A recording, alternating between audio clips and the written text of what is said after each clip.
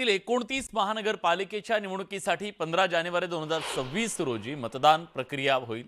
मात्र त्यापूर्वीच कल्याण डोंबिवली महापालिकेत महायुतीचे तब्बल 22 उमेदवार बिनविरोध आले। फक्त कल्याण डोंबिवलीच नाही तर राज्यातल्या इतर पालिकेत बिनविरोधात निवडून येण्याचं प्रमाण वाढलं। या प्रकरणी विरोधकांनी कोर्टाचं दार ठोठावलंय। दुसरीकडे सत्ताधाऱ्यांनी मात्र बिनविरोध निवडीचं समर्थन करत विरोधकांवर निशाणा साधलाय।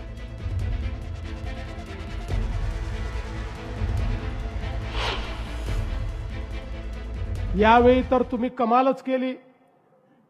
सुरुवातीला चौकार मारला, 4 नगरसेवक बिनविरोध धुळ्यामध्ये तुम्ही निवडून आणले।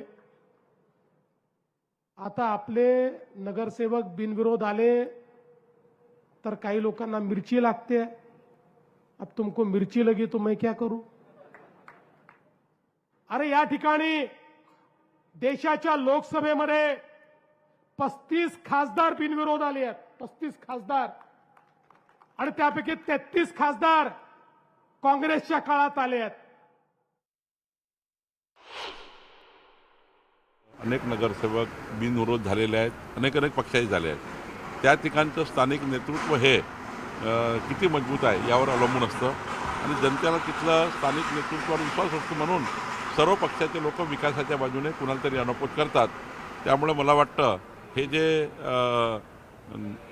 मला तर वाटतं की जास्तीत जास्त निवडणुका अनपोज झाल्या पाहिजे, जास्तीत जास्त निवडणुकीचा ताण कमी झाला पाहिजे, लोकशाही मार्गाने निवडणुका झाल्याच पाहिजे। पण अनपोज झाल्याचा आनंद मात्र हा चांगलाच असतो, लोकशाहीमध्ये चांगला आहे। या सर्व पार्श्वभूमीवर घोडे बाजार जो आहे, नगरसेवकांना खरेदी विक्रीचा जो भाग आहे याला आपण घोडे बाजार म्हणतो। आणि फोडाफोडी जी आहे ही निवडणुका झाल्यानंतर सर्वसाधारणपणे झाल्याचं आपण सर्व ऐकिवात आहे, तशा घटना घडलेल्या आहेत।